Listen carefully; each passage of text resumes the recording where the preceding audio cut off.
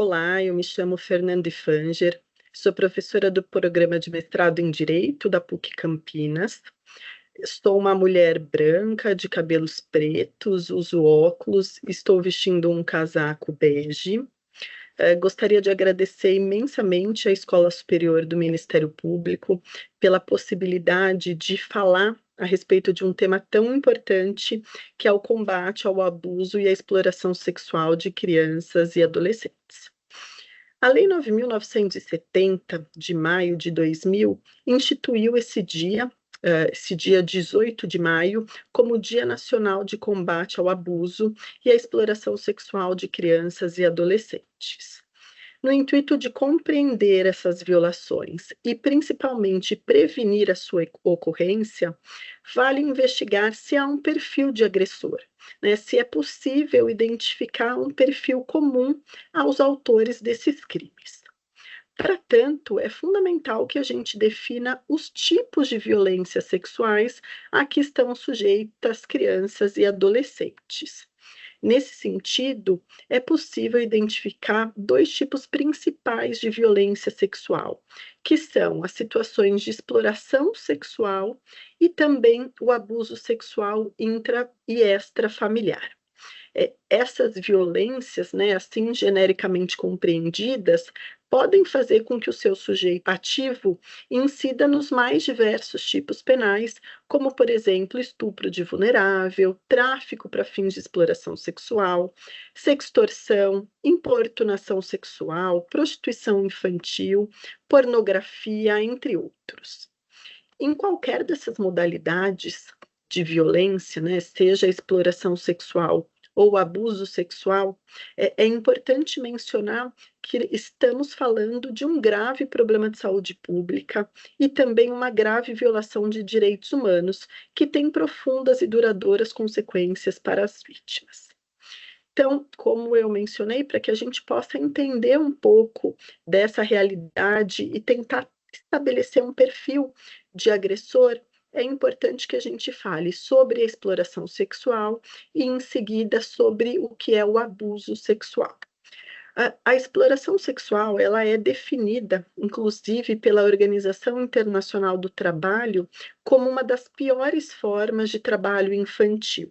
né? Ela se refere à mercantilização dos corpos de crianças e adolescentes para fins sexuais,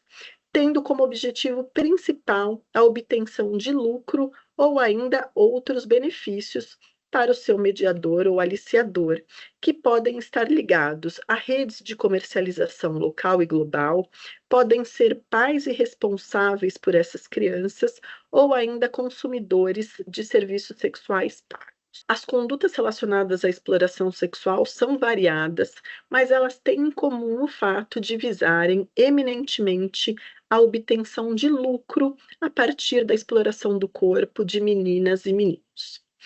O que os estudos mais modernos sobre a temática identificam é que não há um perfil de pessoas que praticam esse tipo de violência, já que o objetivo delas é a intenção de oferir lucro com o seu comportamento, né? São pessoas que se aproveitam de alguma vulnerabilidade a que estão sujeitas essas crianças, como a violência que elas sofrem dentro de casa, o rompimento dos vínculos familiares, a situação de rua, as necessidades econômicas para aliciá-las. Então, nesse sentido, né, quando a gente tenta pensar na proteção de crianças a partir da identificação dos autores da exploração sexual, a gente fica assim de mãos atadas, porque são pessoas das mais variadas formações, com experiências de vidas diferentes, que querem se valer do lucro às custas do abuso de crianças e de adolescentes. Quando a gente pensa num segundo tipo, né, de violência sexual, que é o abuso sexual, a realidade ela é um pouco diferente, né? Principalmente pelo fato, né, de que o abuso sexual extra e intrafamiliar não tem esse caráter mercantil que tem a exploração sexual. Inúmeras pesquisas têm se debruçado sobre a temática, né, em razão especialmente da gravidade do assunto, e têm estabelecido na prática e teoricamente, um perfil, né, uma identificação das pessoas que praticam esse tipo de criminalidade. O que se sabe, né, a gente não consegue estabelecer um perfil psicológico necessariamente, mas a gente consegue identificar quem costumam ser os autores dos crimes de abuso sexual, né, que podem ser estupro de vulnerável, importunação sexual, né, a mais variada gama de condutas. Mas a ideia que se tem, né, a partir de pesquisas científicas, é que os abusadores são geralmente homens, né, e esses homens são majoritariamente familiares das crianças e adolescentes abusados ou ainda pessoas do seu convívio, principalmente pais, padrastos e vizinhos, né. Então, em relação ao abuso sexual, identifica-se que ele é praticado majoritariamente por pessoas muito próximas das vítimas, seus familiares ou pessoas do seu convívio. Sobre essa questão, a título de exemplo, menciono um estudo realizado pelo Serviço de Pediatria da Faculdade de Medicina de Botucatu, entre janeiro de 2005 a dezembro de 2008, que identificou uma espécie de perfil de autores dos crimes relacionados ao abuso sexual. Identificou essa pesquisa que 93% dos autores, como eu mencionei, são pessoas do convívio da criança, que mais da metade são os vizinhos, os padrastos, os pais, os namorados e ainda outros parentes dessa criança. De acordo com pesquisa desenvolvida pela Universidade Federal do Rio Grande do Sul, entre os anos de 1992 e 1998, identificou-se que em 90% dos casos o agressor não tinha nenhum antecedente criminal e que era descrito pelas pessoas próximas como alguém trabalhador, religioso, um cuidador zeloso. Isso é bastante problemático, né, porque muitas vezes a criança que relata o abuso sexual é desacreditada pelos profissionais ou pelos seus pares, né, como que aquele sujeito visto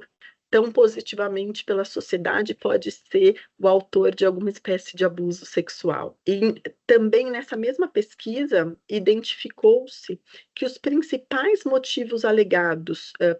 pelos abusadores para a realização dessas condutas de violência sexual estavam relacionados à percepção da vítima como uma pessoa adulta e capaz de ter relações sexuais, questões religiosas e ainda o fato dele desejar ser o responsável pela iniciação sexual daquela criança ou adolescente. Por conta dessa realidade, né, que eu mencionei, de que os agressores, de que os abusadores sexuais são próximos às vítimas, os abusos geralmente costumam ser praticados dentro da residência da criança e do adolescente. Então são protegidos, né, por uma espécie de inviolabilidade ou de anonimato que reveste esse domicílio. Além disso, também vale mencionar que as vítimas geralmente são pessoas do gênero feminino, geralmente são meninas, adolescentes e crianças que sofrem com os crimes de abuso sexual. Então, essa é a realidade, né, da violência sexual sofrida, pelas nossas crianças e adolescentes, né. Parte dessas crianças e adolescentes são vítimas de exploração sexual, então o lucro é colocado em primeiro lugar, como se fosse mais importante do que a proteção dessas crianças e adolescentes. E também quando a gente pensa nos abusos sexuais, uma outra forma de violência, o que é possível identificar é um protagonismo, né, de pessoas próximas a essa vítima como autores das violências, das violações, o que faz com que a criança tenha muita dificuldade, né, de se recuperar a partir dessa experiência traumática, uma vez que além de ter sido vítima de violência, ela sofreu violência de alguém muito próximo a ela. Então é preciso que se reconheça, né, a gravidade da situação de violência que sofrem as crianças e adolescentes no nosso país, especialmente a violência sexual, e que a gente a todo tempo se utilize de todo o instrumental legislativo construído para a proteção e para a defesa dessas crianças e desses adolescentes.